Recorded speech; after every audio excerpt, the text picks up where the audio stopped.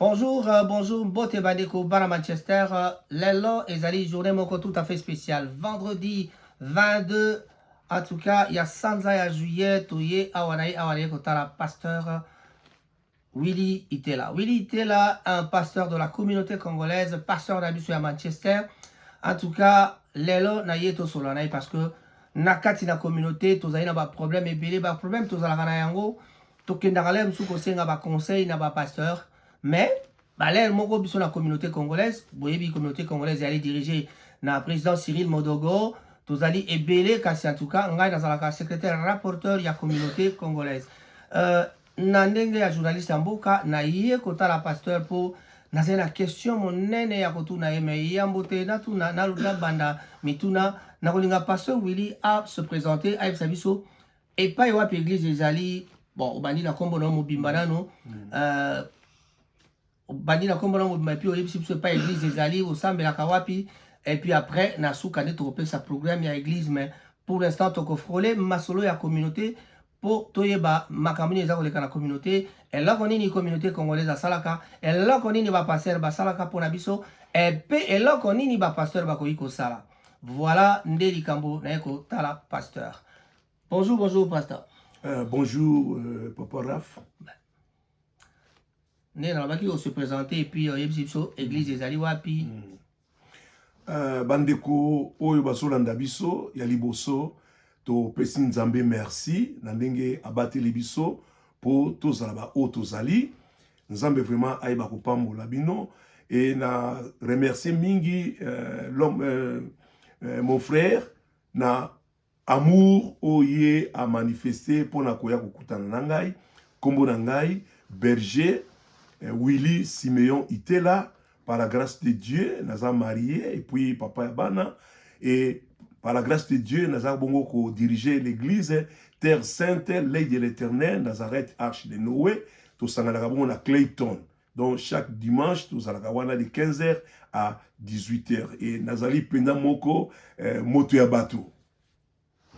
Merci, pasteur Willy. Mais en tout cas, ceux qui n'ont pas l'émission, pasteur, et c'est un sous à ta prière, Moya.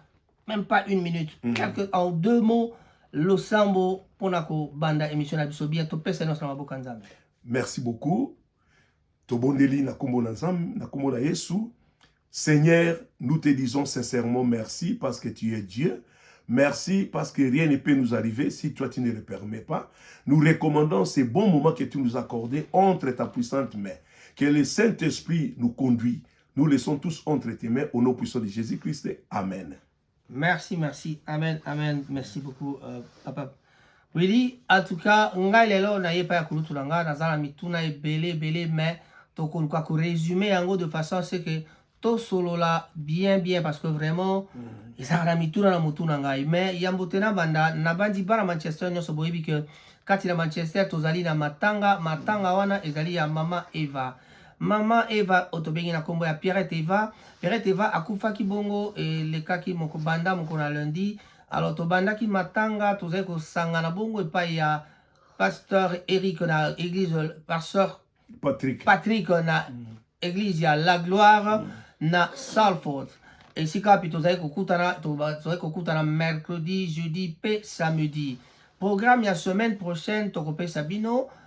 Mais pour lelo ezali te ebembe ezali déjà na morgue donc tozali kaka kosenga na bana ya communauté nyonso bayeba te matanga ezali bon kotambola communauté congolaise ndenge tomesana kosala toza toujours kosala ba cotisation na WhatsApp ezali bongo organisé ndenge tomesana kosala na comité directeur pe ba administrateur oyo toponaki na kati na nini ndeko na biso akufaki boyebi te abelaki mais en tout cas biso nyonso motivation na biso ezala kaka na likambo moko to sala cotisation comme d'habitude ndenge tomesana kosala na WhatsApp. Numéro ya WhatsApp wana eyebani kasi soki boyebi ozali na moya komikotisa kuna te ali bo benga biso par exemple nga moko boye ko benga ngai na Rango TV 074 59 27 87 47 07 459278747.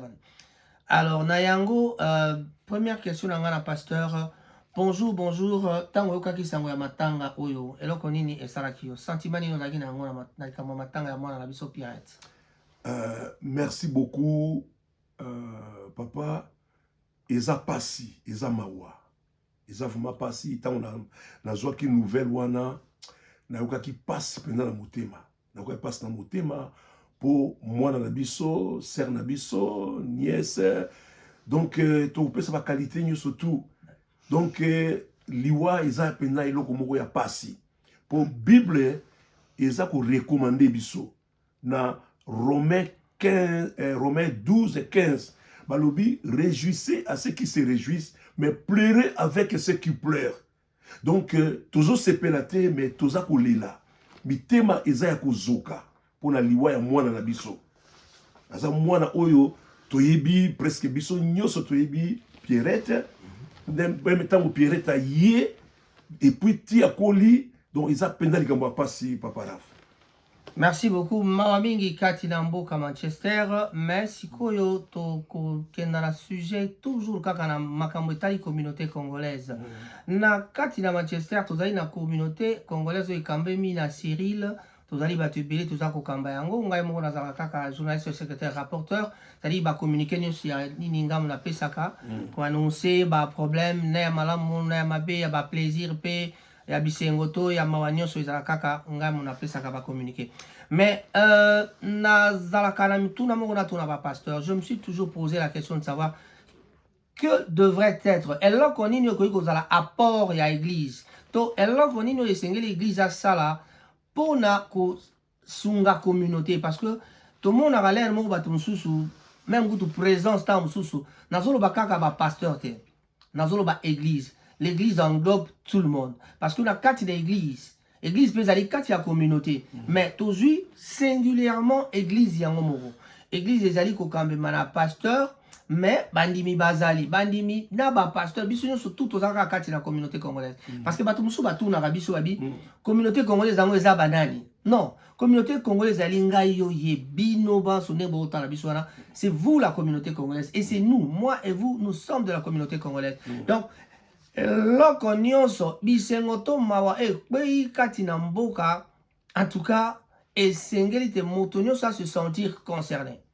Ko banda na bisengo ti na mawa, tope na mawa kosuka na bisengo ezali kaka le lenge moko. Ma question est celle-ci, je répète, pasteur. Apport ya église ezali nini? En d'autres termes, eloko nini église ekoki kosala pona kosunga communauté congolaise?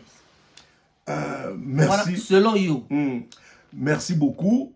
Nakopesa penza ba réponse mingi kokota na kati ya maloba na Nzambe. D'accord. Parce que nous sommes tous des créatures de Dieu. Biso nyonso sans distinction. Mundele, mutumoindo, mwana muke, mukolo, biso nyonso. Alors l'église, le kola ezali corps mystique du Seigneur dont on devient membre. Donc l'église est obligée, c'est une obligation. L'église, ezali obligée, il y a quoi porter message pour nako unir biso nyoso. Tous ensemble. Moni. Donc yango wana na question tourne ezali question moko très profonde. Et surtout na biso bana na Nzambe. Parce que moi na Nzambe aza mwinda, lumière. Oyo éclairé. Bible lobi na biso balobi, nous sommes appelés pour appeler, nous sommes sauvés pour sauver. Donc pensez aux autres. Yango wana moni papa Raf nazako naza nesengo mingi pour la visite na yo, tokota kala ba écriture. Omoni na Hébreux 13 1 à 3 balobi, persévérez dans l'amour fraternel. N'oubliez pas l'hospitalité, car beaucoup ayant exercé ont logé les anges sans le savoir. Souvenez-vous aux prisonniers. Donc, nous sommes tous des humains. Tout le monde se souvenir, ngai na tala yo, yo tala ye, okuna tala mususu. Donc, présence na yo, pour ngai, en fait, selon ngai, ils ont le ange, nzamba tindi ange, et pas ngai, berger Willy, pour tout partager maloba oyo. Donc, biso église, nous sommes obligés, c'est une obligation, pour nous apporter lumière vers ba mususu. Donc, tous en a discrimination, tous en a division, eza malamu na miso Nzambe ata mukete. Parce que biso nyoso tous a créature ya Nzambe. papa na so na bina kote na bozindo balobi boye l'être humain revêt aux yeux de l'Éternel une valeur particulière. Donc il a droit au respect qui ne doit être ni assassiné ni maudit. Mutu nyoso azana valeur, quel que soit ta ndeko papa Raf, azali boma, azana valeur na miso nzambe. Azana valeur. Parce que son nzamba tikiye pour nini po azana valeur. Alors ceux qui biso toza ko sa ba discrimination ba division na miso nzambe nzamba ko séparer. OK. Tango lobi wana epesi ngai ide mona bike nzambe akela moto na lolenge na ye. Donc kitoko toza nango na ba mabe toza nango parce que tobenga kitoko na mabe toyeba apesi soki ezalaka nini te to mona différence nango ezalaka te. Ngalo bakaka kitoko toza nango ezaki nzambe ne mutapesi biso. Ndenge balobaka ke toza na image ya nzambe. Sikoyo biso ba toza na image ya nzambe na malobo yo lobaki awa pas de discrimination. Mais soki na lobi na oke moi, discrimination dans l'église. Est-ce qu'on dit oui, on ne peut pas réunir. Non, Bakissa. Bakissa. Discrimination dans l'église, c'est comme aller à mourir dans la gare. Ce qui motoana semble dans l'église, on a tout le monde à l'église, on a pas. Pourtant, nous parlons ici de la communauté congolaise. Mais la communauté congolaise englobe et les églises et les passionnés dans le Bakina.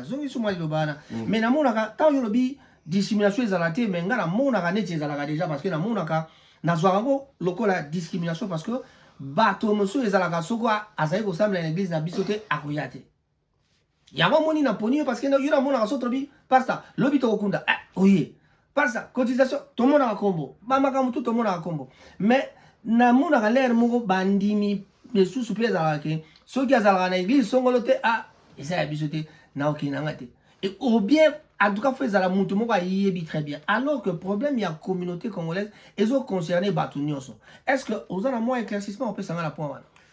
Ok, merci beaucoup, papa. Omoni, ngana toujours au côté de l'écriture. Omoni, Bible lobi na bisobo, il y a Hébreux chapitre 4, verset 13. Lobi, nulle créature n'est cachée devant l'Éternel. Tout est nu aux yeux de l'Éternel, à celui que nous allons rendre des comptes. Donc, dès que vous avez papa Raf, nzamba azomona mutema na ngai azomona ba intention na ngai noir to comme sango blanc. La nature nous enseigne ndenge yo bimisi eloko wana c'est que pour na ngai c'est le Saint-Esprit o esali ke yo oya okutana na ngai nakanisi mingi ba yebi ngai na sala ba émission ebele o ezo parler sur l'unité tous ala ensemble tous na bomoko tous na bolingo. Mais une chose est que Bible 1 Jean 5, 19, nous sommes des dieux, mais ce monde est sous la puissance du mal. Ennemi ayaga toujours. Mon système a mokili o ezanini divisé pour mieux régner. Alors phrase voilà pour le bilingue, peut-être na attaquer une phrase voilà. OK, dikamute. Naza prêt. Alors et loko ezo salama monde entier za komona lelo ngala koko ya te na couvrir eloko moko oyo ke eza mabe nzambe akosepela na ngai te. Jésus-Christ il est la vérité. La vérité touche à tout. La vérité touche même là où des humains n'aiment pas qu'on touche. Et loko yo lobi wana eza constant moko ngape na sina sala yango. Na sina sala yango na teya ba mateya ibele na lobela yango surtout ba discrimination oyo ke parfois église oyo bazana dei église o bakoya te babiloko wana na sina loba yango mbanamba ngana sina longwa papa Raf na kende ti na Londres na lobi non ba message na teya kana banda ko sala ba recherche si réellement makam na lobaka ezaka bongo na sina kena ba église na Londres na kena église moko boye ezape dei pe mais nazo monanga bimé grande ville au là Londres. Mais comment église oyo bazala éprouvé mais nazo mona nangai en société. Donc eloko wana ndenge bande bazolanda eza to sala effort bino communauté na biso église to sala effort na eloko wana. Très bien dit nakobak saisute église ezali kati na communauté parce que bato bayaka na église ezali ka bato ya autre banabango monoko moko tolobanabango monoko moko touta origine moko touta continent moko donc nyonso wana yali kaka kolakisa ke biso sur la communauté. Nazongi si ma phrase au que que le monde est dirigé par l'emprise du mal. Oui, le monde est divisé sous la puissance du mal. Divisé sous la puissance du mal. Ngai sikoyo na zalaka moi na réticence ko ndima phrase wana pona nini?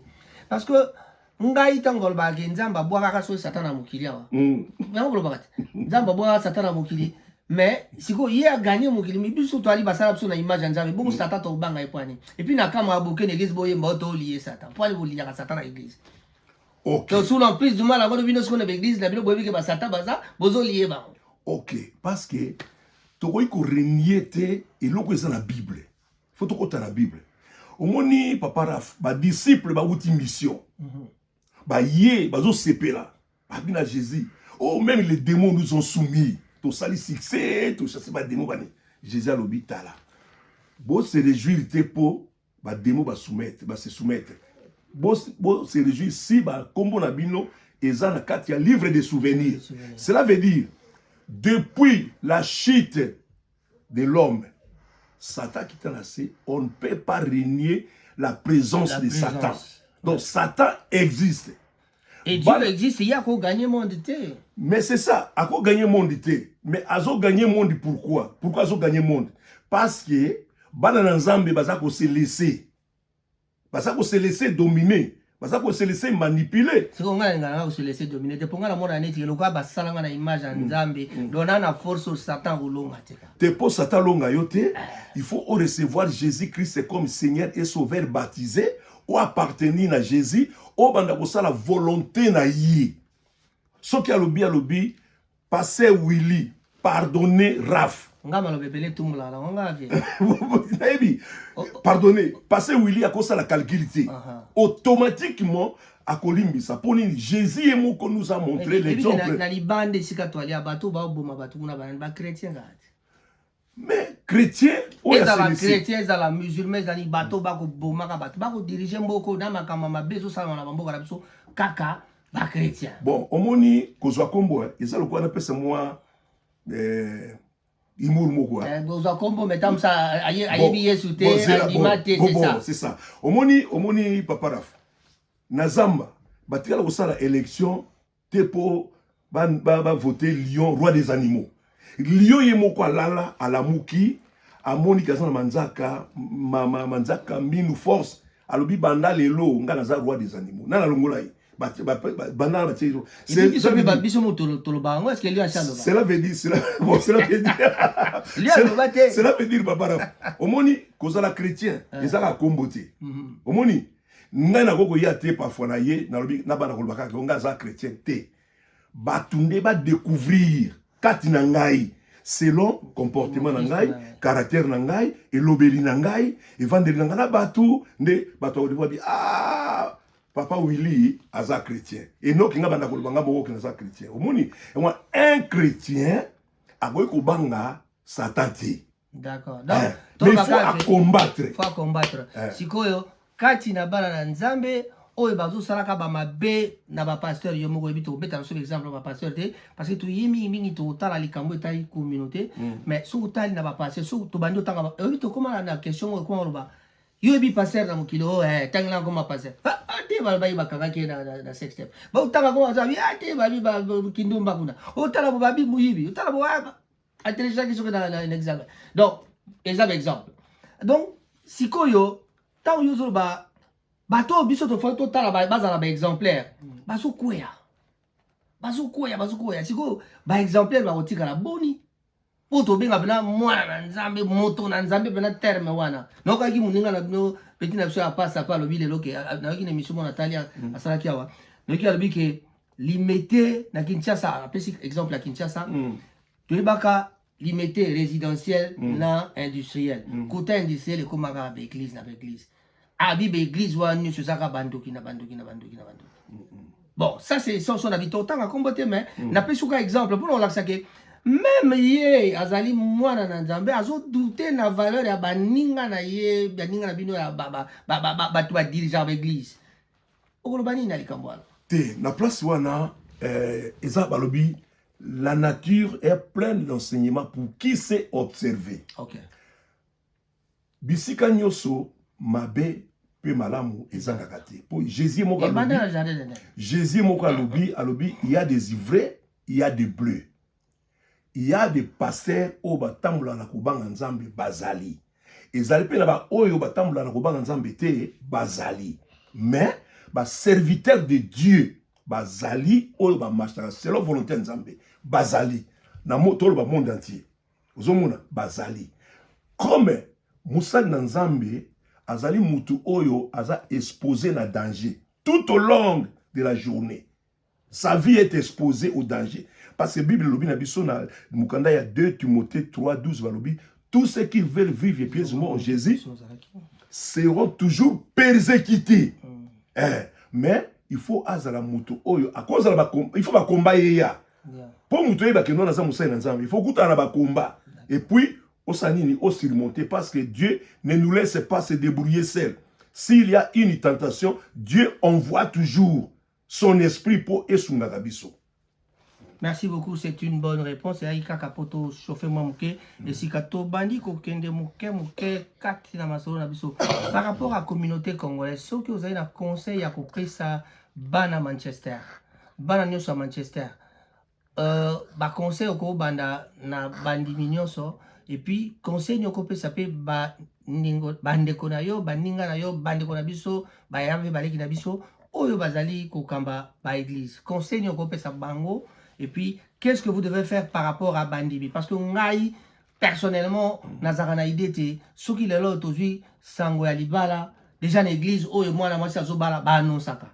Moi, la moitié, ça sera biso, outin de la biso, ba outin la bateau. Oh, nerba, oh, bazan l'église, na, to, outin la sous invitation. Maramele karalaka, tu as fait to bayango, mais si ko conseil yoko pe ça par rapport ya, ba makambo, oh, les kakana communauté. Quel est le conseil au pe ça la Bandimi? Conseil yoko pe ça na ba pasteur. Merci beaucoup, Papa Raf. Conseil, et il y a toujours pour encourager, pour motiver. Biso, le serviteur de Dieu, nous sommes obligés, tant il y a quoi sensibiliser les membres de l'église, surtout, le message local amour, compassion. Et ça va un message primordial. Donc, to lingana biso na biso po bolingo tant to lingani makamyo sane kokoma nango automatique et vous allez spontané moni to lingana ezala même na ba o basambelaka ezala na basambelaka te surtout ba kaya décès donc tant kali ya liwa ezali biso il faut to sensibiliser mais ba église ba fidèle na biso que non il faut to kene kolela na ba oyo baza kolela s'il faut ko contribuer to contribuer. Et ça vraiment très important. C'est ce que le Seigneur attend de nous. Et ça, et parce que ça, l'amour, personne ne verra Dieu. Et puis, biso la biso pe bana na Nzambe, tout ça la effort wana, ya kwe ba ko briser ba division, ba discrimination, ba barrière, tout ba ko et ça la passage moko na Romains 13:12 à lobby. La nuit est avancée, les jours approchent. Dépouillons donc les œuvres des ténèbres, revêtons les œuvres des lumières. Les œuvres des lumières, cela veut dire bolingo, compassion, humilité, komikitisa. Papa Raf, nazo mona yo lokola ndekunangai, nazo zo lokola ndekunangai, nenge Bible lobi, soki musapi moko ezoki, nzoto mobimba, ezui pasi. Vraiment, Malobaki Toko na monoko ya pasteur, vraiment, ils allaient très bien, très bien. Kasinao qui conseille pour la pasteur. Donc, il y a aussi conseil, moko kawana, compassion, amour, il y a encore pour la pasteur, tout la banane, parce que. Ezala ba pasteur, ezala ba fidèle. Biso nyoso tout, toali bana na Nzambe. Ezala oba sambelaka. Ezala oba sambelaka te. Biso toali basa na Nzambe. Toali bana na Nzambe. Et surtout net na ba oba sambelaka te. Biso ba auto sambelaka. Jésus a l'obi, aimez-vous les uns les autres, afin que le monde sache que vous êtes mes disciples. Tant que vous lingani, ça va pousser sikoyo, baoba sambelakate, baya vers le Seigneur. Ok. Le 23, le 24, tu as un événement, Moko, j'espère que vous êtes au courant. Dans l'église charismatique, il y a pasteur Jean-Claude Kayumba. Tu as un événement, Moko. bazo sala séminaire moko et dans la Soul House à partir à 17h le 23 le 24. J'espère que vous êtes au courant. Très bien. Donc j'espère que na okende kuna ngana okende kuna na mona passer l'église pour passer à moins que boza là-bas au ba pe baza l'occuper. Na mona occuper que bato ya awa ba yaki ndeli kamga lota déjà wana don na bois que la bino misukuna déjà. Donc nga déjà na bandi ko kenge la bino. Vraiment soki tolobi totala susu makambo kati na communauté tozali na système oyo tosalaka soki tosali cotisation tozokende kosala ba cimetière par rapport à ça. Est-ce que yo ozali na baiko maloba nini ozoyoka na population parce que bino bozalaka devant bato makambo communauté congolaise aza kosala est-ce que eza kokende malamu to nini soki mpe sokende malamu te conseil nini okopesa sikoyo na bato baza kokamba communauté nga moko mpe kati na nombre ya bato wana. Merci beaucoup Papa Raf. Pour ne pas être hypocrite, pour dire la vérité, ngai naza moto na fréquentaka bisike belé eza bato basambelaka e bato basambelaka te bayebi ngai nakanisi na fréquentaka ngai moko mpe na vivaka mpo na sistaka bino mingi na soloka na bino mingi vraiment nakoloba ngo vraiment na kombo ya nzambe bozosala mosala moko malamu namonaki na video ntango bokei na pose ya Pierre Tombal ya sere na biso oyo akufaki Véronique Nyota nga moko mpe nasalaka wana mokolo ya enterrement vraiment en tout cas papa prière na ngai nzambe abatela bino nzambe apesa bino lisu makasi mpona bocontinue mosala wana mpo ezomonana à moins que bon motu mosusu oyo atiaka yango kate me nga nazoloba yango vérité mpe nasi nayebisa bino yango ke nga nakendeki bisika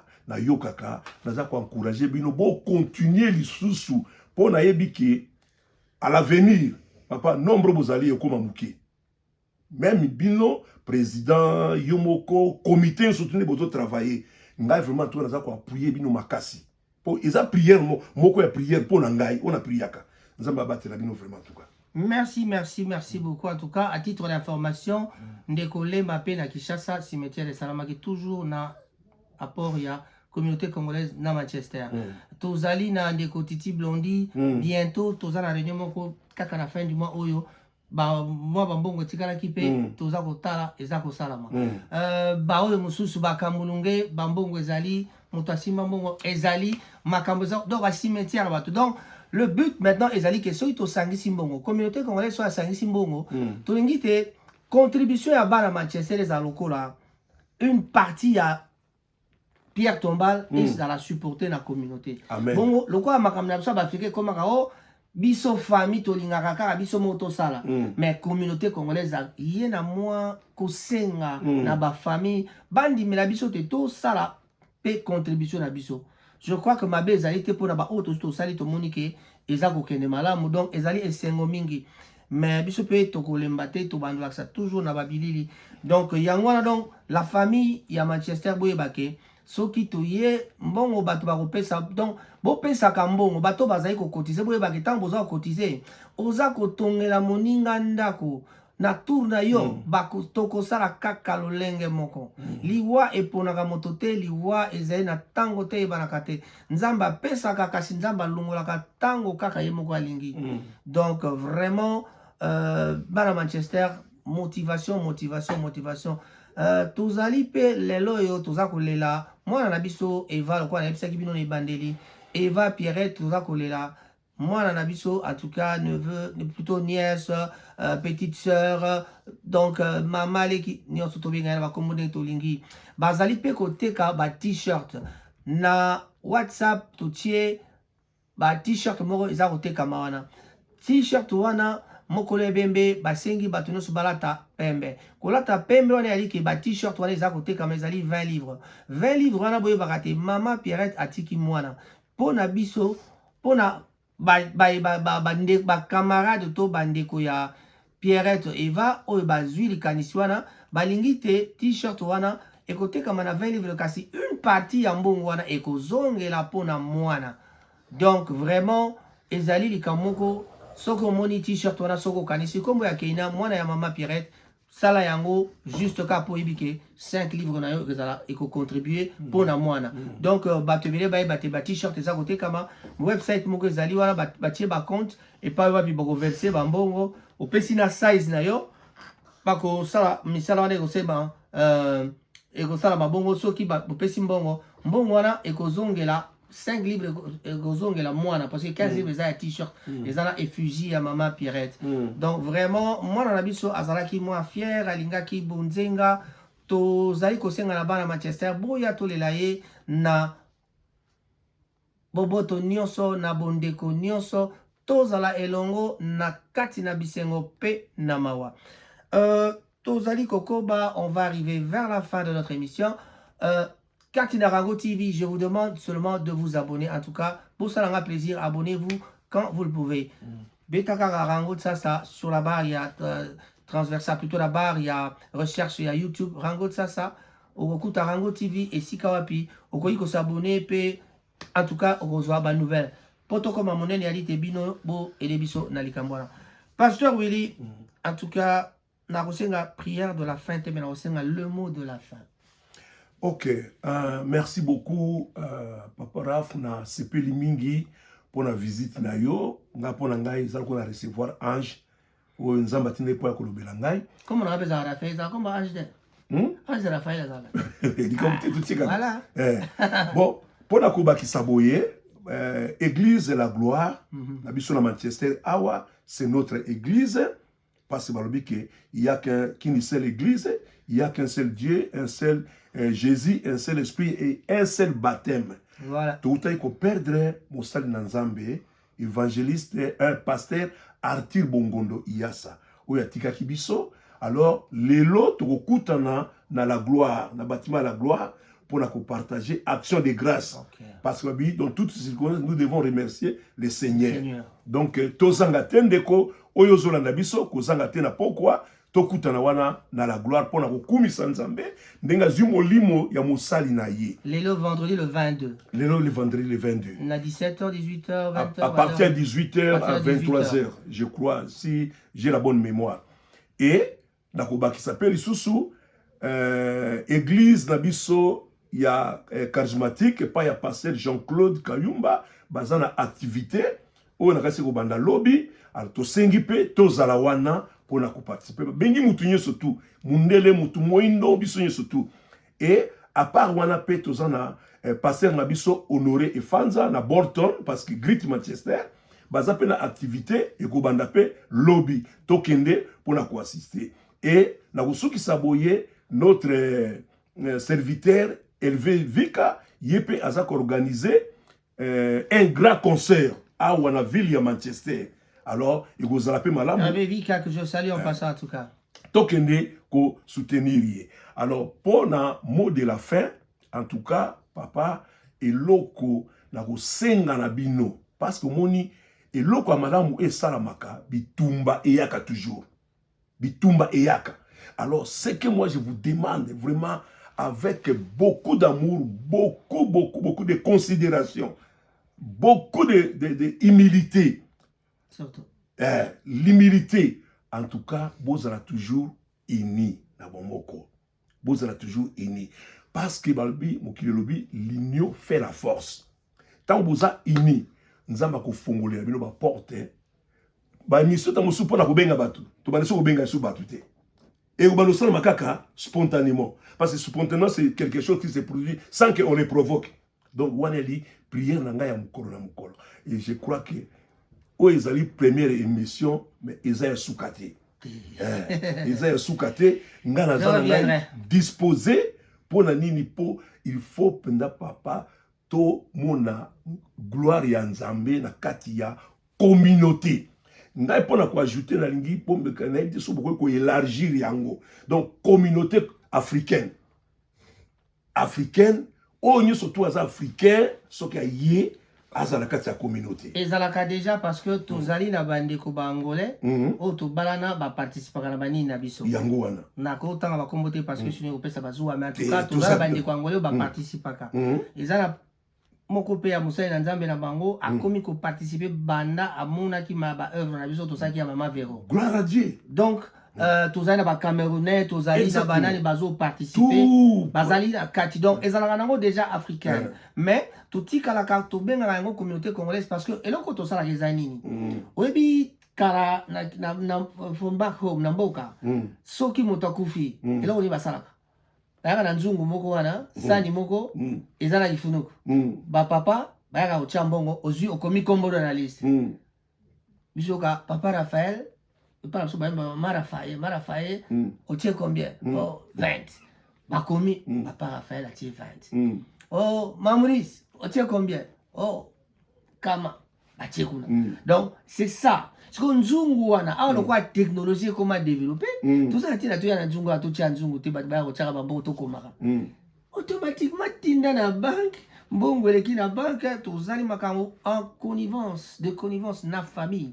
Donc, famille, ayebi toza na liso ya famille na kati mais mbongo tosangisaka ezalaka mpo na famille te mpo na mowei donc eloko nyonso tokozala ezali kaka mpo na mowei so na kati omo maloba bino eza te ke loboko ya gauche epesi droite eyeba te esalamaka nango parce que non biso tosala transparent parce que wana soko tiela makambo te moto akoki koya pa lobi ngai nalingi na tia kombo na ngai eyebana te on comprend moko abenga yenga lobi maman moko abenga yenga lobi kaka ozala bino ala basa foto abenga lobi abi papa na moni botinga na liste te oyebi kenga na linga abatianga te nazo tia na kotindela yo reçu mais bat ba mona ka kombo na yebimi on comprend le trésorier verra le ticket que ya tia yemo mutu muso azana ba facilité la rosa ba transfert te aya lobi nanga para zwa 50 tshela ngai kuna na kama na tshele na tshele kombo na ngabo mona kombo na ngana référence ezali lobi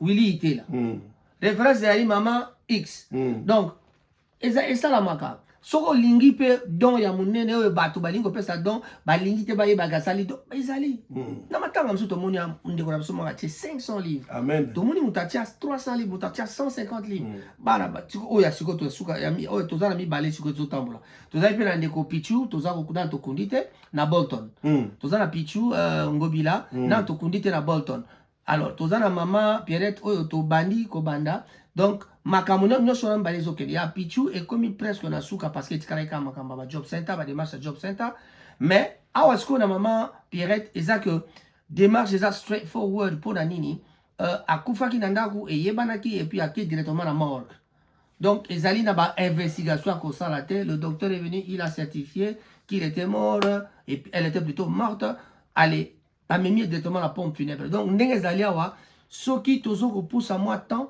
et kozala peut-être kokundama ekoki koya na fin ou début ya mois ya août voilà donc sikoyo moni papa na ngai eyelinga pe na makanisi to osolola po omoni sikoyo soki tolobi ke tozala biso to ensemble omoni pe ba église eza pe na mwa difficulté dans le sens ke nini omoni actuellement lokwa ndenge sikoyo to na liwa ya mwana na biso Pierrette tu as na liwa ya évangéliste na biso Arthur tu as na liwa ya frère Sopichu bani mais okomona na kati ya église pe eza pe na ba cas décès pour église eza na cas décès admettons qu'on a coupé sur les églises na biso to landisi ba cas décès à peu près 4 si ko zomona ke lokola un pasteur je suis obligé il faut na contribuer si ko moni ke bozwi pe tamususu eza penza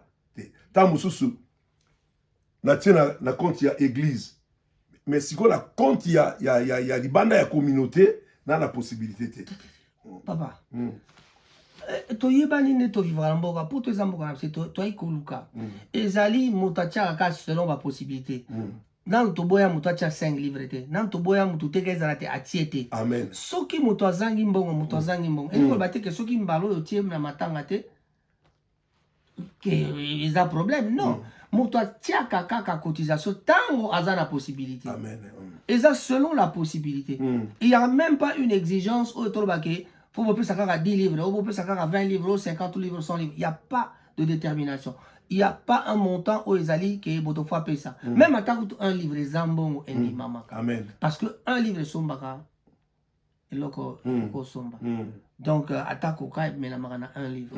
Donc mbongo ezali but wana penza but penali mbongo te but yali lisungi lisungi so tolobi ekozala physique ekozala matériel ekozala financier vous comprenez donc kosunga ezali kaka teke oyo opesi mbongo présence mosusu ezalaka ou participer na organisation ezali lisungi munene ezali kozwa temps na yo koya oye ovandi mpena bo matanga ezali oyo ovandi bazobongisa misala bakiti bato babuta azosala to aye présence na ye oye par exemple paster oye oteyi bato mwa moke ezali lisungi munene kosinkietaka te to biso tosinkiete mpo moto apesi mbongo te non et non et non cela n'est pas vraiment dans l'idée de la communauté congolaise. Notre problème c'est bato tozala uni toyeba ndenge molobaki amour compassion biso nyonso toyeba te awa moto na biso akufa likambo présence d'abord est nécessaire makambo mbongo yali selon ba possibilité.